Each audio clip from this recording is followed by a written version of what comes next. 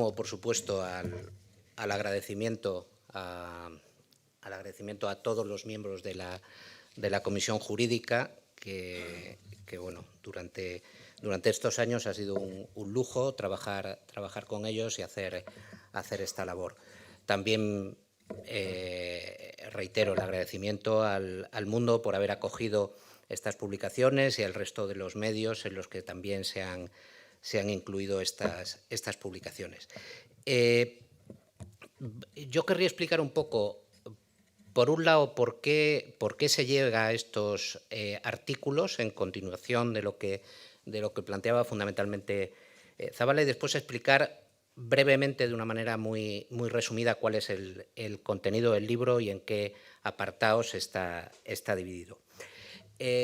Cuando dentro de la Comisión Jurídica, cuando se crea la Fundación Dr. Elidia y se considera que la parte jurídica es una parte muy importante dentro de la defensa y la promoción que se tiene que hacer de la tauromaquia, normalmente se tiende a pensar que lo jurídico son las leyes y las sentencias.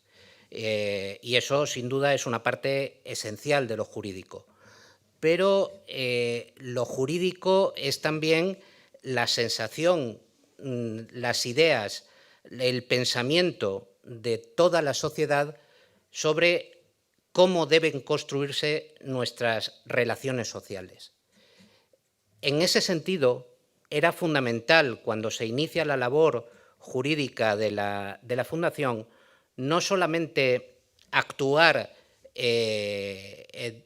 influyendo o comunicando a los poderes públicos la necesidad de dictar normas que protegieran y ampararan la tauromaquia. Era necesario no solo que también iniciar procedimientos judiciales contra aquellas actuaciones que fueran contrarias a la tauromaquia, era necesario también explicar a los juristas y a los que no lo eran por qué era importante defender la tauromaquia, por qué era importante mantener esta tradición desde un punto de vista de aquellos que somos aficionados a los toros, pero también para todos aquellos que no son aficionados a los toros. Como dijo alguien, los toros en los últimos años están siendo como el canario en la mina que está detectando en las actuaciones de grupos tremendamente totalitarios. Y lo empezaron haciendo con la tauromaquia porque consideraban que era un eslabón tremendamente débil. A la hora de defender la tauromaquia consistía no solamente en defenderlo desde aquellos que somos aficionados o desde los profesionales, sino desde la convicción de que defender la tauromaquia era defender unos límites al poder y defender que el poder está obligado a determinadas cuestiones. Como decía Habermas, el derecho moderno depende de la aceptación de la sociedad civil que se expresa a través de la comunicación pública.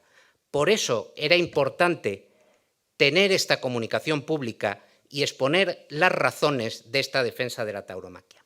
Y por eso era importante hacerlo no solamente en medios jurídicos, sino hacerlo en medios de comunicación pública a través de artículos relativamente breves que fueran rigurosos desde el punto de vista jurídico, pero que fueran divulgativos y que se entendieran por parte de cualquiera que estuviera interesado en esta materia.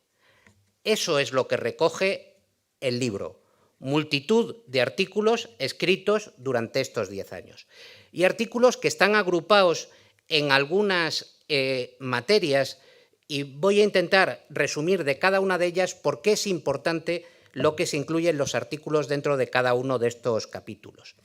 El primer grupo de artículos es el que se reúne bajo el título de Prohibiciones, Fundamentos y Caso Catalán.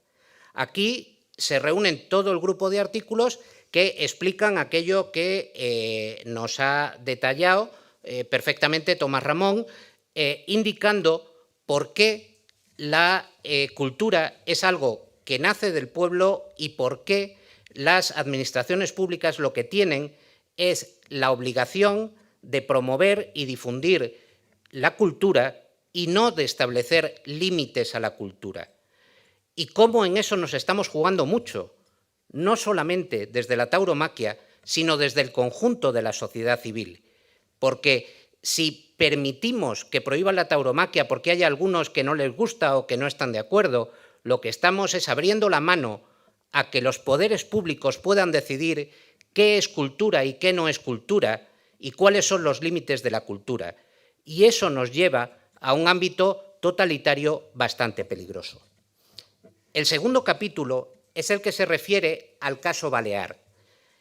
Aquí se plantean los mismos fundamentos del tema anterior, pero con una derivada adicional.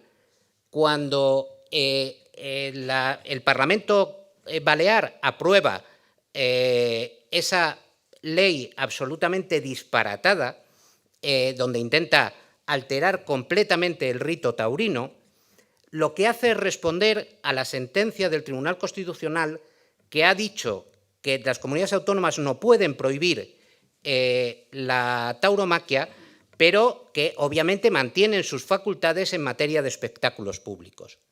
Obviamente, cuando el Tribunal Constitucional dice eso, lo que está diciendo es que hay una serie de normas generales en materia de espectáculos donde las competencias son de las comunidades autónomas. Pero lo que hace el Parlamento Balear va mucho más allá. Lo que intenta es, de una manera indirecta, vulnerar lo que había dicho el Tribunal Constitucional. Y el Tribunal Constitucional, en una nueva sentencia, lo que dice es, oiga, eso no puede ser. Los distintos artículos que se agrupan en este capítulo, lo que vienen a explicar es, oiga, las administraciones públicas no pueden actuar de una forma tan arbitraria y no pueden utilizar sus facultades para, de una manera abyecta, tratar de saltarse una doctrina emanada del Tribunal Constitucional. Estamos viendo últimamente en las actuaciones de administraciones de distinto tipo el cómo se está estirando la ley para llegar a finalidades contrarias a lo que dice la Constitución, a lo que dicen nuestras normas y a lo que han dicho nuestros tribunales. Los artículos y las reflexiones sobre el caso Balear son un ejemplo muy claro de que permitir que las autoridades hagan eso es un riesgo tremendo para nuestra convivencia democrática. Por supuesto, era un ataque a los toros, pero era algo que iba mucho más allá. Permitir que de forma indirecta se vulnerara lo que las sentencias del Tribunal Constitucional habían dicho es algo que nos llevaba a un escenario bastante peligroso. El tercer capítulo es el relativo al bono cultural, que es una materia de la que nos sentimos especialmente orgullosos en la Comisión Jurídica, porque desde que se anuncia que se va a dar el bono cultural a los jóvenes de 18 años, y más allá de lo que cada uno considere sobre la oportunidad o no de ese bono cultural, cuando se dice que se excluye la tauromaquia, en todo el proceso legislativo se presentan alegaciones por parte de la Fundación y se actúa jurídicamente hasta conseguir que el Tribunal Supremo, en la sentencia en la que dice que la tauromaquia debe formar parte del bono cultural, lo que establece es, oiga, la tauromaquia, que tiene una protección específica con la ley del 2013, cuando se está intentando fomentar el conjunto de las actividades culturales, no puede quedar excluida si no hay una razón singular de entidad bastante. Esto es fundamental, porque aquí de lo que estamos hablando nuevamente es de la arbitrariedad del poder, de que el poder pueda establecer que a estos, como no me gustan, los quito del medio. Por supuesto que es fundamental para el funcionamiento de la Administración que la Administración tenga facultades discrecionales en su actuación, pero en el ejercicio de esas facultades tiene que actuar de forma razonable, ateniéndose a la razón y justificando lo que hace. Y si se apoya al conjunto de la cultura, no puede excluirse la tauromaquia porque no les guste la tauromaquia. Pero es que esto es aplicable al conjunto del ordenamiento jurídico. La Administración no puede actuar en ninguna de sus actuaciones de forma arbitraria y por sus gustos. Por supuesto que tiene un amplio margen de actuación, pero debe justificarlo, debe motivarlo. En eso nos jugamos mucho como comunidad política. Nuevamente, esto es un ejemplo de algo que afecta a la tauromaquia, pero que en su reflejo afecta al conjunto de la comunidad y que, por tanto, defender esto no es solo para los que somos aficionados a los toros, es para los que creemos en la convivencia democrática. El cuarto capítulo incluye artículos respecto a las actuaciones de los ayuntamientos. Aquí están analizadas cuestiones como la de Villena, que ha comentado Vitorino, pero también se explican cuestiones como cuando el Tribunal Supremo prohibió a dos ayuntamientos, al de San Sebastián y al de Cienpozuelos, hacer consultas populares sobre si podían destinarse, debían destinarse recursos y espacios municipales para la celebración de espectáculos taurinos. Lo que explica el Tribunal Supremo nuevamente es, oiga, la Ley 2013 que obliga a todas las administraciones públicas a promover y a defender la tauromaquia es algo que no depende de que usted quiera o no, y usted eso no puede someterlo a votación. La ley le obliga y, por tanto, no estamos en algo plebiscitario donde si hacemos en un ámbito determinado una votación, resulta que a nosotros ya no nos aplica la ley. Nuevamente, es algo que va mucho más allá de la tauromaquia, que por supuesto que afecta a la tauromaquia. En el ámbito de la actuación de los ayuntamientos es probablemente el asunto más complejo en el que nos estamos enfrentando en las diversas reuniones de la Comisión Jurídica, porque muchas veces se pide más allá de lo que se puede hacer y hay actuaciones de los ayuntamientos que están muy en el borde de lo que pueden o no pueden hacer dentro del ámbito de discrecionalidad o no, y no siempre con el derecho podemos llegar a todo.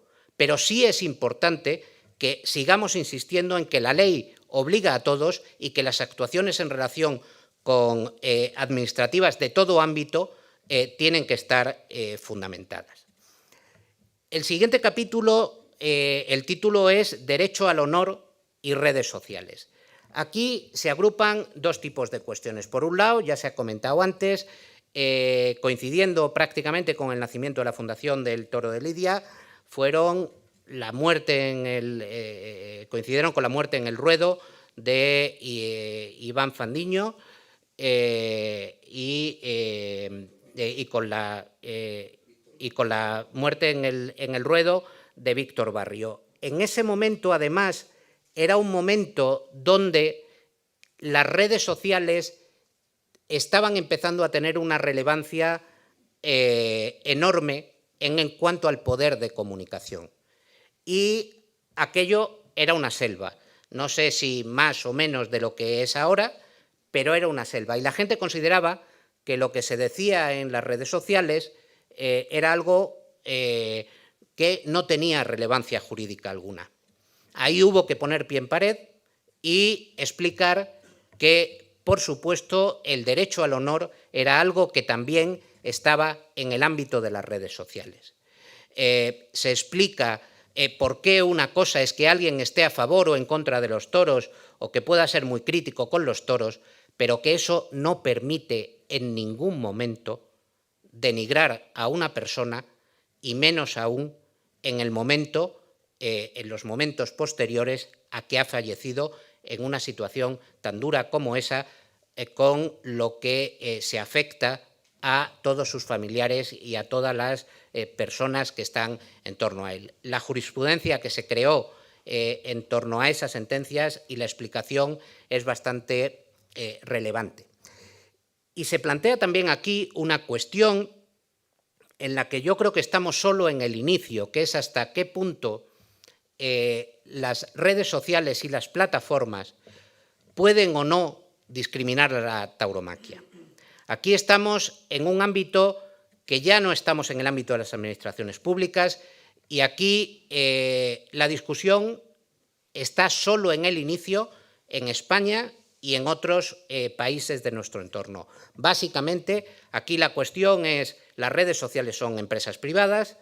Como empresas privadas pueden establecer las condiciones de uso de sus plataformas y dentro de estas condiciones de uso de sus plataformas pueden establecer que no quieren ver animales con sangre. Y eso son perfectamente lícitos para decir eso, como para decir que no quieren que haya desnudos en sus redes sociales porque el ámbito de la red social que quieren construir es algo determinado. Lo que pasa es que esto nos abre otra serie de debates. Cuando una red social tiene una implantación que es prácticamente monopolística, tiene que sujetarse su actuación solo a lo que él determina unilateralmente en sus redes sociales, en sus condiciones de contratación, o puede estar obligado a algo más. En términos jurídicos, y aunque sea un poco grotesco, ¿es alguna especie de monopolio natural que le obligue a algo más? Si hoy alguien quiere comunicar algo en vídeo, tiene que estar en YouTube. ¿YouTube puede decir qué vídeos están y cuáles no, si no son ilegales? Una cosa es lo que dice la directiva en Europa que obliga a quitar contenidos delictivos, pero si un contenido no es delictivo, si forma parte de la cultura, una entidad que tenga prácticamente una relevancia total en su ámbito, como puede ser YouTube, como puede ser Facebook, como puede ser X, Twitter, como puede ser TikTok, puede determinar que hay un ámbito de la cultura que no puede estar ahí y que, por tanto, se oculta al conjunto de la ciudadanía. Iniciar ese debate desde un punto de vista jurídico solo se puede hacer desde la reflexión en este momento. Ir a tribunales, intentar plantear eso en tribunales, es tremendamente complicado, es tremendamente costoso y que la tauromaquia lo haga ella sola es muy difícil. Pero en el libro, en uno de los artículos que ha hecho Leopoldo, se apuntan ya algunas cuestiones y creo que vamos a tener que seguir profundizando porque en esto la tauromaquia se juega mucho ahora y en el futuro. El siguiente capítulo se titula Ataques y mentiras, y dentro de este capítulo se incluyen artículos relativos a las limitaciones o no para hacer manifestaciones antitaurinas de forma simultánea a la celebración de festejos taurinos, el tema de los menores de edad en relación con la tauromaquia o la discriminación de los profesionales taurinos que se produjo durante el COVID.